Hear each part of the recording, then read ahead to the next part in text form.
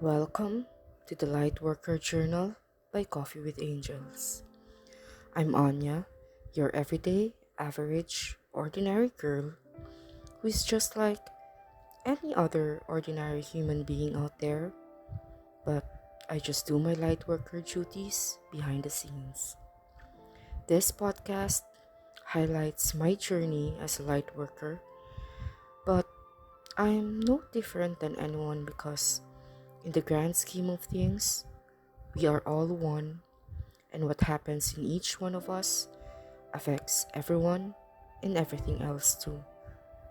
Thank you for tuning in, and I hope you enjoy this episode. Hello, everyone. I've created this episode as a general energy update of some sort and to share some thoughts about what's going on these days. So, if you're not listening to anything else, then listen on, and I hope you enjoy this rambling of some sort. I don't know about you guys, but for me, this year was the most challenging period ever. Even more challenging for me than the pandemic period between 2020 to 2022. Like, a hell of a stuff happened to me this year, one tragic event after another. It was definitely a series of unfortunate events. It really felt like I never got a proper break in between one tragic event to the next. I literally prayed like, God, please can you put a pause on the trials and tests being sent my way for a bit because your girl needs a break for a moment. This year was the time that I cried my eyes out so many times. I explored so many things just to stop or prevent more bad things from happening, whether that is through inner work or rituals or feng shui or shadow work. The peak of those difficult times happened in October of this year, and I also remember looking at the retrograde calendar I made and saw that there were so many planets in retrograde at this time. It's like the cosmos is turning its gears for this to be the most challenging time for all of us. It's like the planetary retrogrades were like a reflection of perhaps a bigger interpretation on a grander scale of things of what is going on, what we need to go through in our evolution, what lessons we needed to learn, or what we needed to work on in ourselves and the world around us as part of the grander scheme of things, maybe. So, yes, around September and October of this year was like the peak of so much intense energies. I could feel like I'm burning alive every single day. That's what it felt like. It reflected in my mental and emotional state. It also reflected in the business that I was running. There was also a lot of tension in my relationships to the point that we had to move house in order for us to get back some peace of mind and also simplify our lives away from the complicated scenarios that happened. And I thought I was the only one who was going through a very difficult time. The people around me were also going through the most difficult time of their lives. My partner was experiencing exhaustion from balancing his workload and training schedules. Some of my friends went into hermit mode and took a break from everything because of too much stress. I've also known some people who were lively and energetic in the past but now experience some depression symptoms and have their fair share of difficulties as well. And I really think that the collective energy manifested in the conflict happening in Israel right now. Like, whoa, when so much shit happened in my life this year, that was also the time that we heard the breaking news happening in Israel. This really dark and difficult phase really tested me deep into my core. It really made me question everything in my life and reevaluate my beliefs, habits, and perception of things. It was like taking the final exam of a college semester, maybe, or the last and most difficult hurdle to face in that job interview. The entire thing really felt like a test before we move into the next phase or the next era, or perhaps to a new frequency in our world, maybe. It also made me think that whatever is happening inside of me and what is happening outside too are somewhat connected. For a long time, I always thought that I'm separate from everyone and or everything else, but I now see connections or synchronicities between my inside and outside world. And one of the most important things I realized this year is that I should stop being so focused on what is happening outside of me, but really focus on my inner world and my inner work. This may be a subject for another episode, but I just want to slightly mention that when I had my first macrodose of psilocybin mushrooms at around August this year, that's when I realized that what really matters is your state of being inside.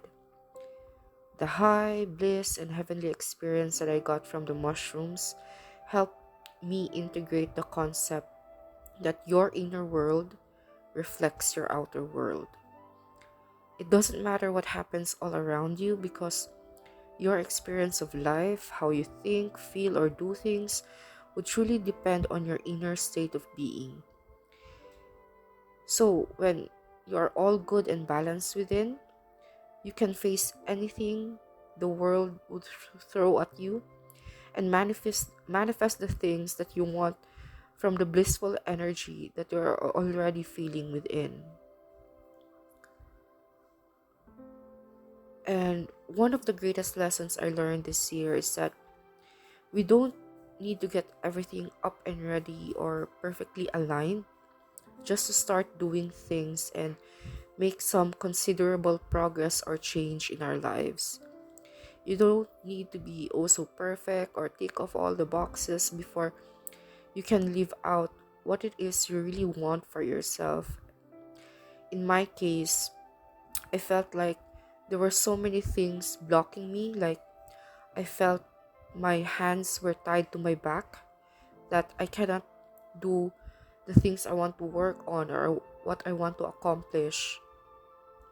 But then I didn't need to wait for like the things that I want to happen to finally happen. I could just live out what I wanted to live out from that state of being within.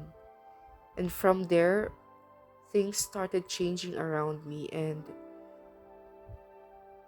things become things happen with more alignment, I guess. Things started happening that are in more alignment with the state of being that I wanted to embody or be in. And so I also want to say to all of you guys out there, our journey towards what we are aiming for is already unfolding. So it's time that we live out this unfolding of how we or you, as the creator, want to play it out for yourself. And if you think that, oh, this is not what I really want for myself, everything in my life is a pain or I want to get out of it, remember that our 3D minds cannot process the entire mechanism of the universe. So God, whether you call it your higher self, spirit, source, infinite intelligence, or whoever you believe in, they know the grander scheme of things and would always nudge you to the experiences that would help your soul evolve.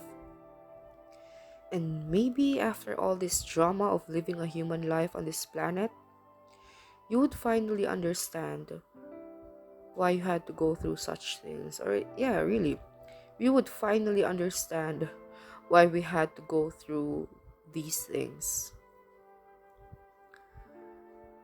So, I also just want to mention that during my difficulties this year, what really helped me were some verses from the Christian Bible.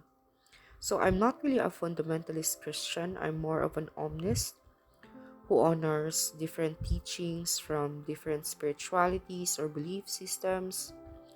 I actually understood the Christian Bible more after learning some of the teachings from different religions. And I also follow a lot of inspirational accounts on Instagram, and it has become my sort of habit of comfort to scroll through IG. And I don't know why, maybe it's the algorithm that I would see more and more posts that would resonate with me, whether it's some ninja move by the tech giants, I don't know. I'm fine with it, but I also think that whatever I come across online, I would see it for a reason, and hopefully it's the angels nudging the algorithm to do its job. So I saw an inspiring post about Psalm 139.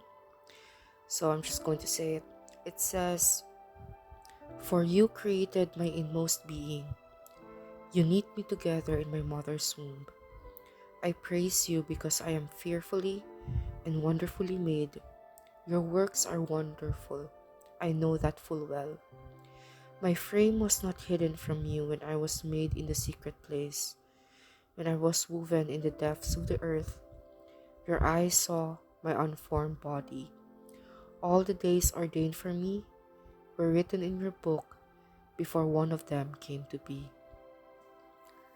I just want to say, isn't that just a spot on poetic and beautiful verse? Like, wow, from that verse in the Bible, I felt total relief, peace, and calm after days of feeling like hell from the problems that plagued me last October.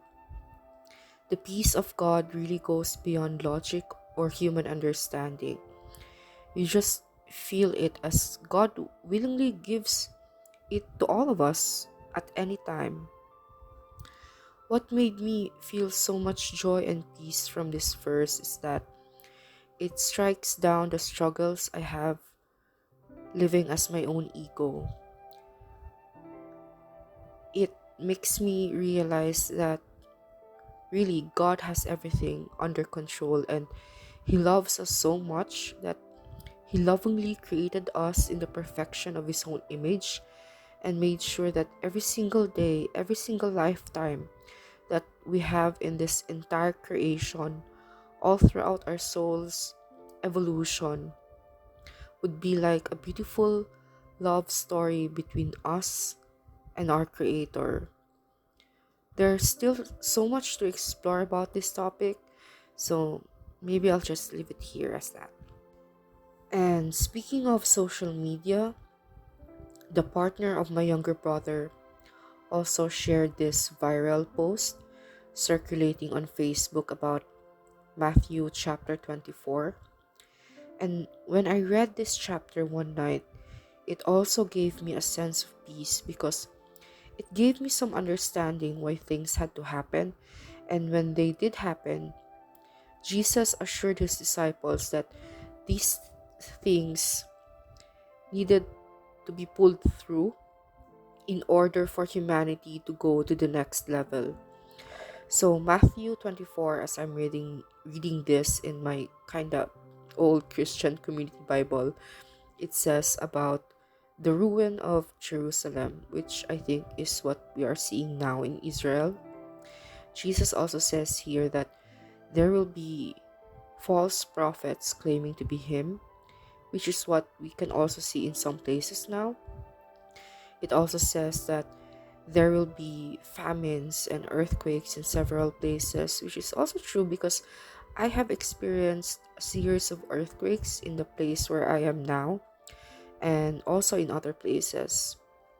And you will see posts about this in social media, but what I do want to note is like there's something in this chapter that made me see some similarities in what other spiritual communities say about the great shift or the splitting of the old earth and the new earth.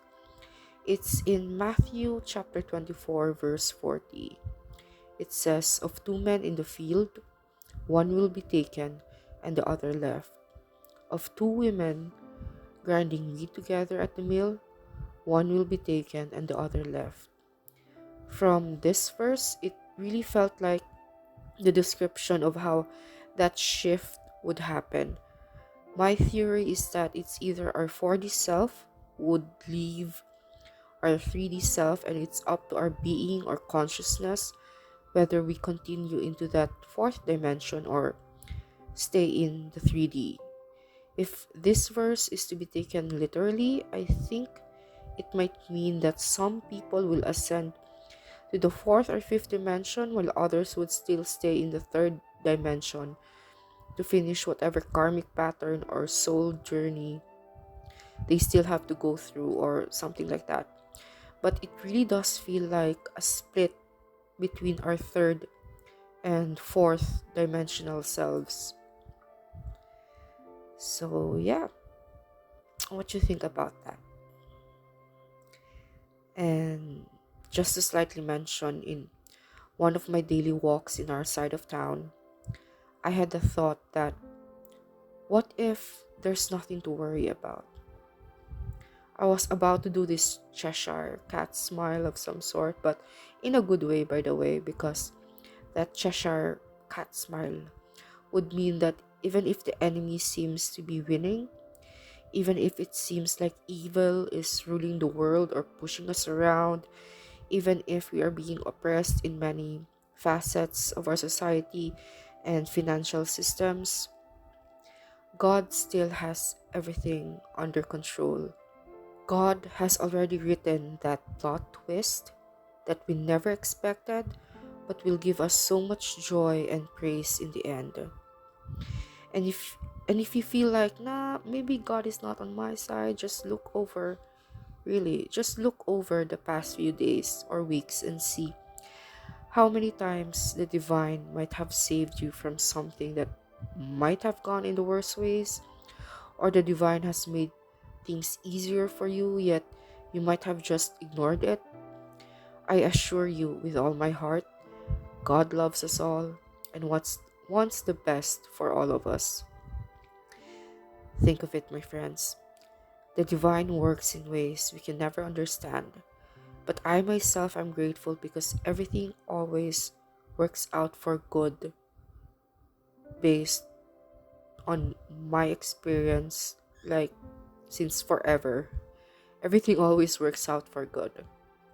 And this is my belief, and I still continue to believe that everything is leading us to our greatest and highest good.